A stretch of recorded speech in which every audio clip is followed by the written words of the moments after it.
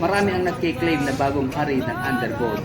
Pero syempre, dito pa rin tayo sa original, sa Suzuki Raider R150. Ang tunay na hari ng underbone, syempre, yung decarburador.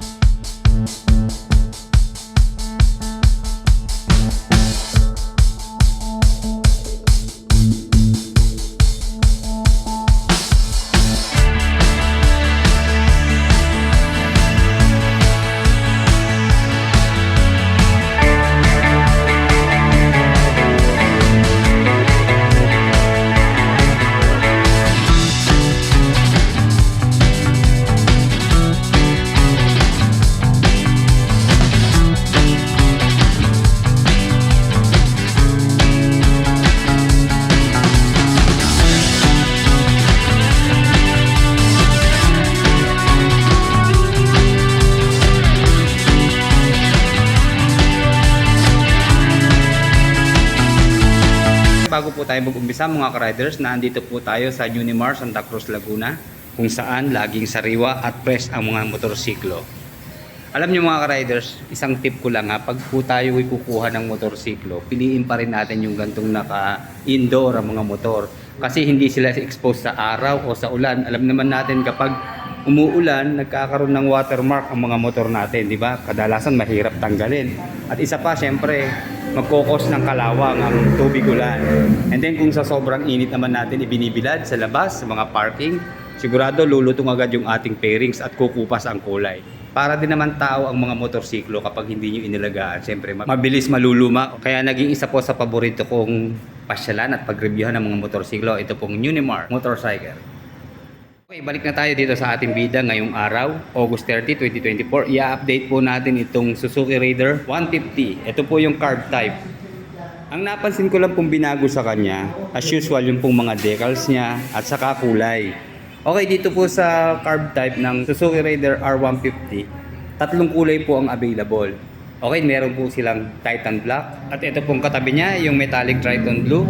Ang wala lang po dito, yung Celebration Red. Siguro yung nagse-celebrate pa po. Pero available naman po in case na red po ang yung gustong kulay.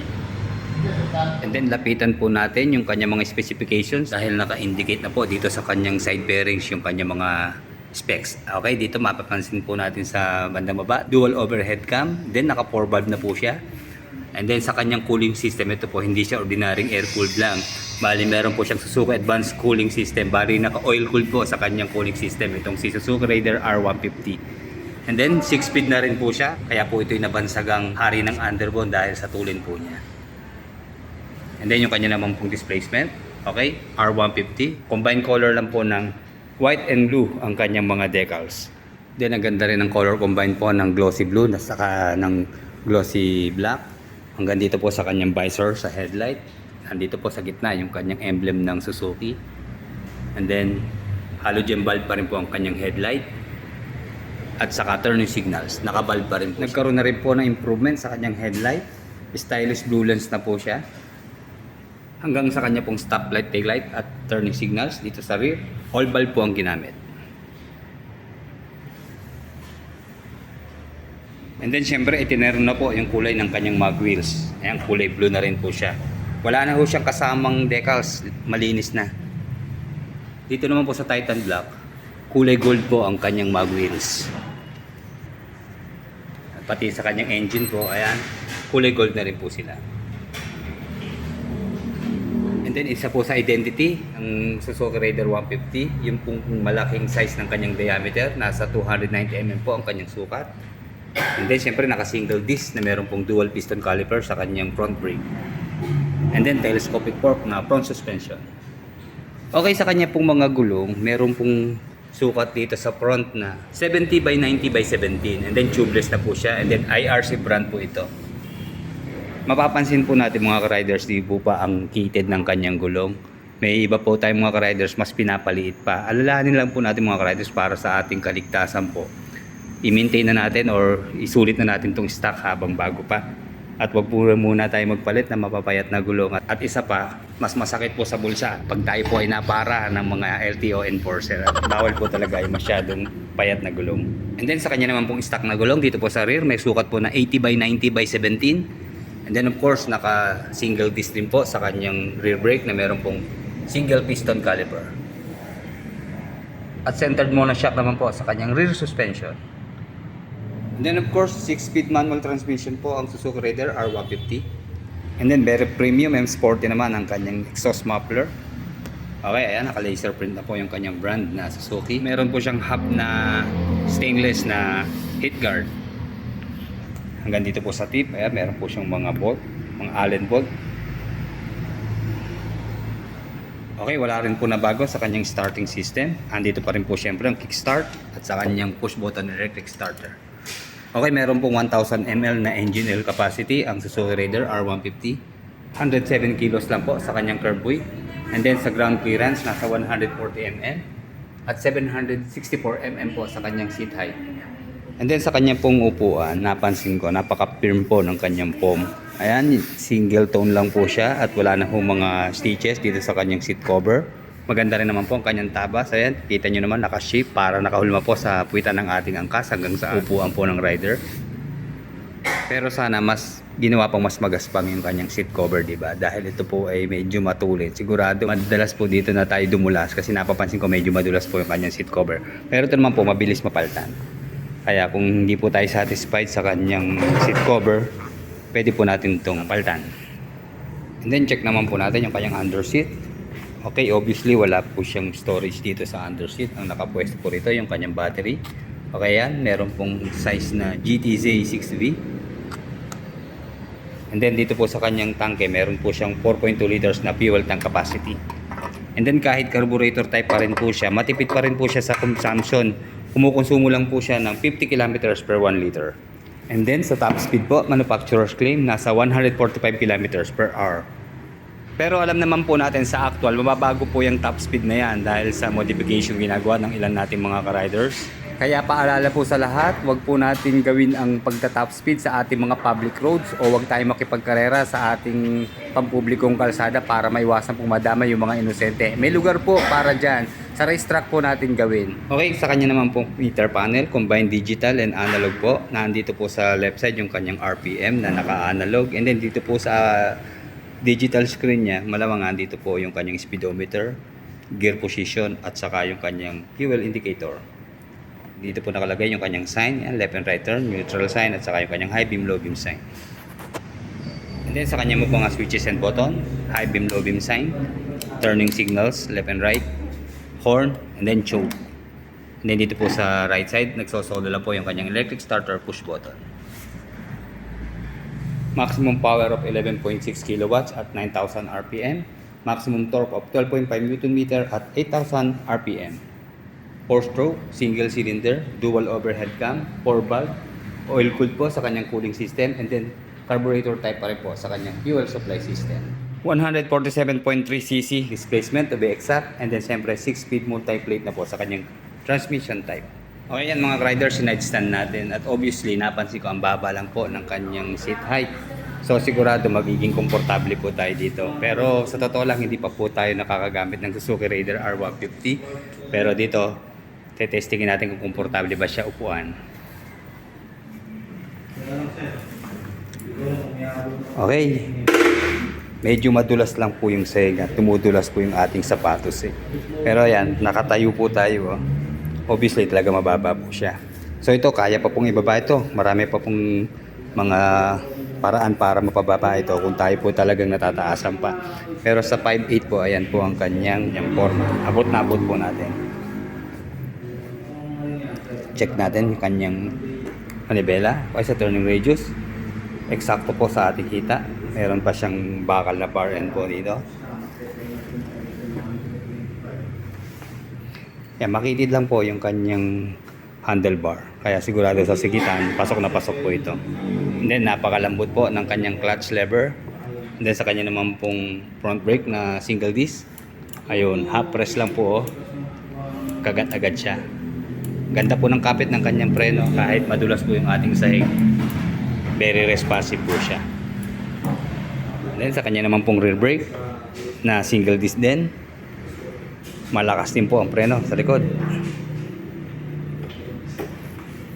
And then sa kanya naman pong monoshock, average lang din po yung kanyang bounce, yung lambot niya.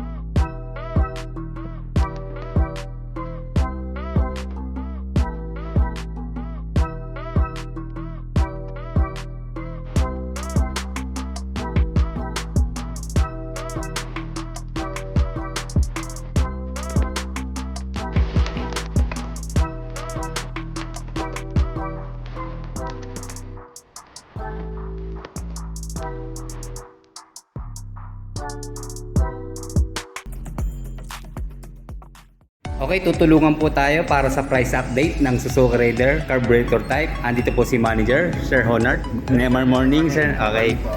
Sir, ang update po natin sa cash price ng Suzuki Raider carburetor type. Para sa updated price po as of now, cash price po ng ating Rider 150 carb type po is 109,900 pesos.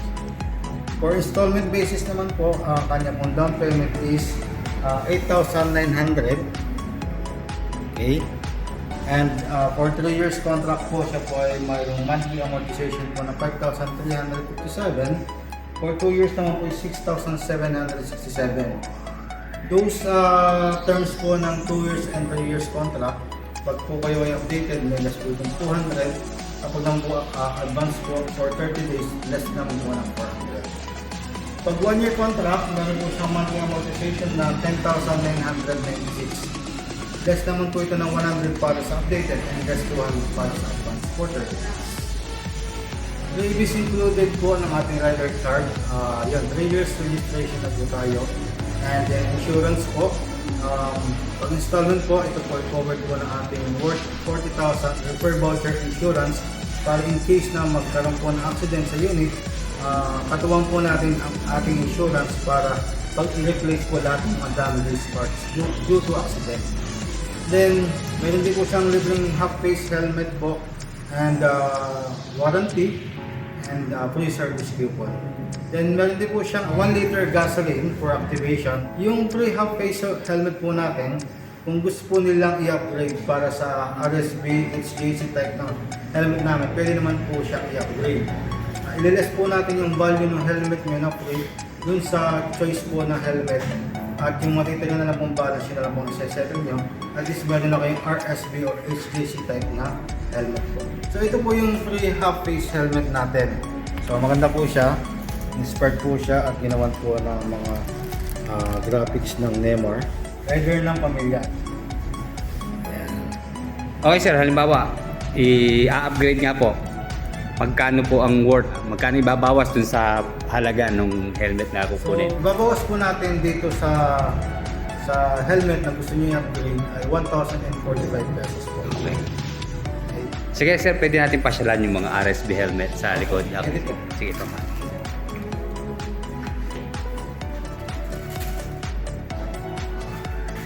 Okay, available din po sa kanila ang mga pang engine oil. Ayan, mamimili na lang po tayo. Okay, ito na yung mga full face and half face na RSB helmet. So ito yung full face helmet namin RSB. Pinta white, worth 3,805, ililess natin yung 1,040. Okay, lalabas sir, 2,000 plus na lang ito. 2,700 something. Okay, 2,700. And then dito, kung dito naman sa Ito naman po, quarter piece. Okay. si Sakalam kung tawagin. Okay. Or 1,110, less po natin siya ng 1,040. Okay. Ito naman po, XJ6 CS15 39. Ayun. And this one po is matte black. Almost RSB ang kanyang brand, no sir? Okay. RSB, and meron na akong available as of now ng XJ. Okay.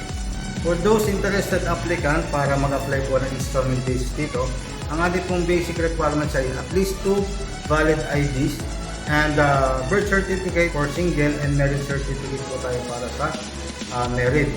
And 2-piece po na 2x2 picture. Then proof of income po. Kailangan din po natin mag-provide ng homemaker, either relatives, wife, or partner natin, or any family friend na willing mag-homemaker o mag-guarantor po sa inyo para at least po bago po malis sa inyo. Ang requirements po ng ating homemaker, at least 1 valid ID, birth certificate ng single, marriage certificate ng po ay kasal, and 1-piece 2x2 picture. Para sa promo po ng ating PCX, ito pong dalawang PCX ito, pag pinurchase nyo po, libre na po ang RSB helmet. Hindi nyo na kailangan mag-upgrade. Ito na po yung free niya. Para naman po sa Click 160 natin, as of now po, ito po ay naka-promo. May less po ito na 3,800 sa ating spot cash. At kung installment na po, papasok po yun na subsidy. Sa mga interesado po, pwede po kayo mag-visit sa aming store located here at Sitio Bagong Anyo, Barangay Pagsawitan, Santa Cruz, Laguna. Marami po kayo mapipiling motor dito, iba't ibang klase. Para naman po sa mga hindi makakapasyal, pwede naman po kayo mag-accommodate ng online application. Just visit our Facebook page, Neymar Santa Cruz. I-message nyo lang po ako sa messenger account and sasagot po kami na para i-accommodate po kayo para mapabook po ng CI. Okay, maraming salamat sir sa Thank you, inyong sir. oras. Salamat po Salamat din sir. po. Neymar morning sir. Anytime, sir. Alright.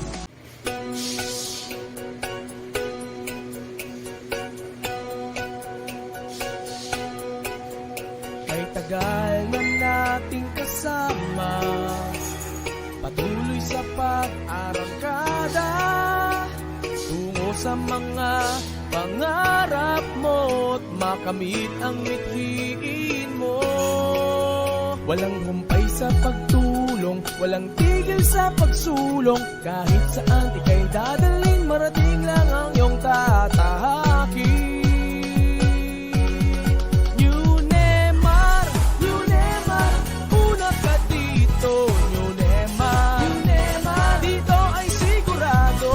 Kalidad at bilis, walang kaparis. Swabe ang biyahe mo sa New Neymar, tiwala ka dito.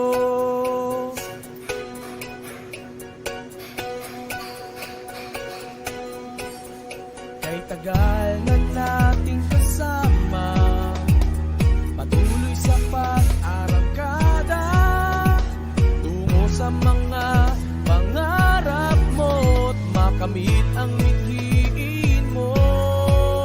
Walang humpay sa pagtulong, walang tigil sa pagsulong, kahit saan ika'y dadalhin, marating lang ang iyong tatahakin.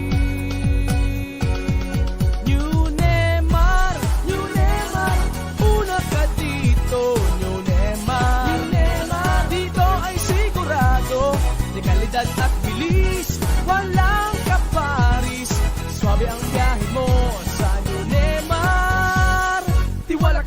masasabi ko sa'yo, hatid mapabilis sa bawat biyahe mo. Hindi pa uhuli nangunguna sa galing. Basta New Nemar, nag-iisa at walang katulad. Walang humpay sa pagtulong, walang tigil sa pagsulong. Kahit saan ika'y dadalhin, marating lang ang iyong tatahakin.